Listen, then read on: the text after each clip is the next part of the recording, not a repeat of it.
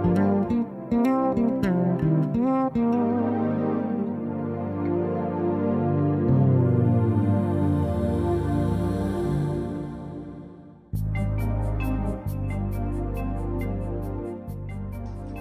morning once again. I'm excited to be back. Welcome to another episode of Mental Health with Ifeoma. And as I will always say, even though work begins on Monday, the week actually begins on Sunday. So take a bit of time to organize your week. Right. I've made several attempts to move away from, the cognitive aspect of emotions, but I keep getting barrage of questions on repression. And someone also reminded me that I haven't dealt with her question on my Instagram page, which basically deals with wallowing in emotion. So I'll take a bit of time today to deal with repression once again.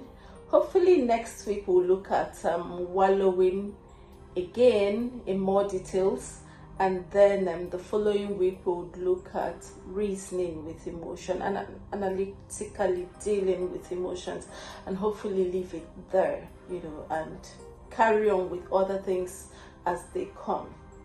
So someone left me this comment on WhatsApp. She said, like for me, there are some thoughts I need to ignore.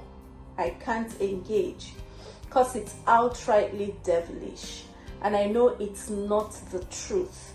So though it could stir a feeling of fear, I stand and outrightly ignore. This is saying I completely refuse to deal with certain thoughts and emotions that come along with them. Now, don't forget, the first thing we said about emotions is that they give us information. They carry in them the DNA for informing us about the homeostatic state in our internal being, in our internal lives. So when you have a nudge, when you have an emotional nudge, your emotion is either telling you what's going on the inside of you, or telling you some of the things that it has gathered over time that is causing trouble in your life. Now, refusing to deal with this nudge, this information coming from emotion, is like saying to the emotion, I have no answer to what you're saying. And so emotion goes back, your emotional brain retains it as a valid information, as a valid way of dealing with circumstances that it picked that nudge from. We deal with life events based on the knowledge we have, the experiences that we've had, and the results of those experiences. So if you do a certain thing and you fail by doing that thing, your emotional brain stores that information as something that shouldn't be repeated.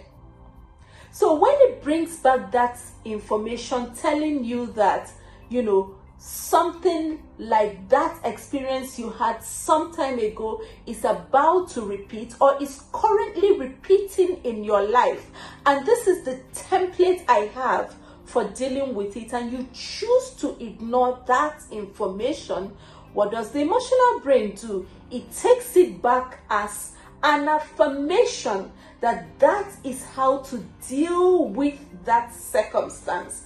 And even though that kind of dealing will lead to failure, I have no other way of dealing with it, and that's why it's coming with an emotion of fear. It knows that if I repeat this sequence of behavior just like I did some years ago, 20 times, 40 times, and always got a failed outcome, that I'm still going to have another failed outcome. So this is your emotion telling you that this is the information I have. What do I do with it? So if over time you have come into the truth, You now recognize that this is not how to deal with this thing in your life. Then you need to re-inform your emotional brain. And that's why a lot of times we hear about unlearning and relearning. There are certain things in our lives that we need to unlearn. But it doesn't end with unlearning.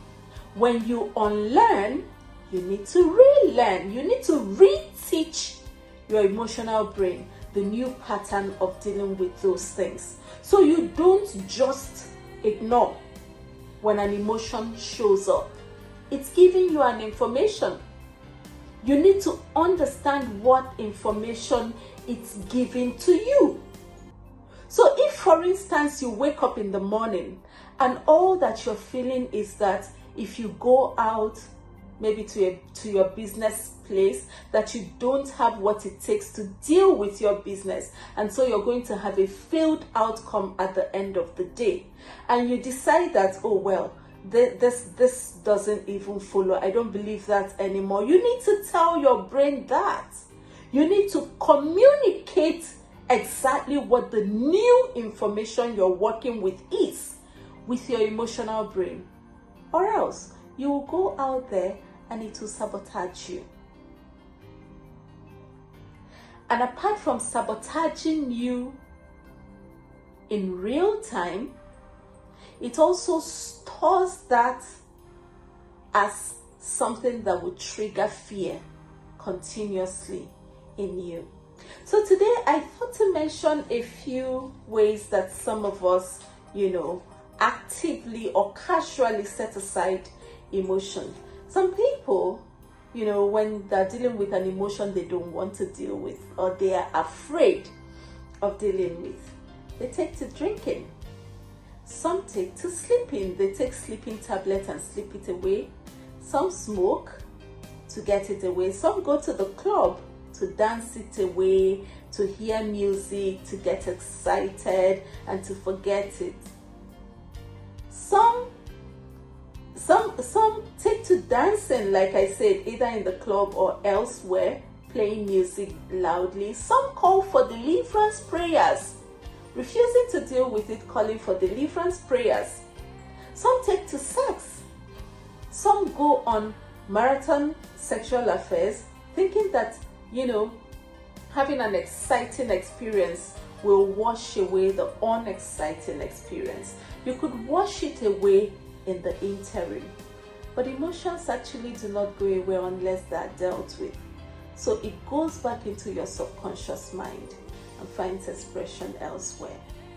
So until I come your way again next week, be well and live your best life.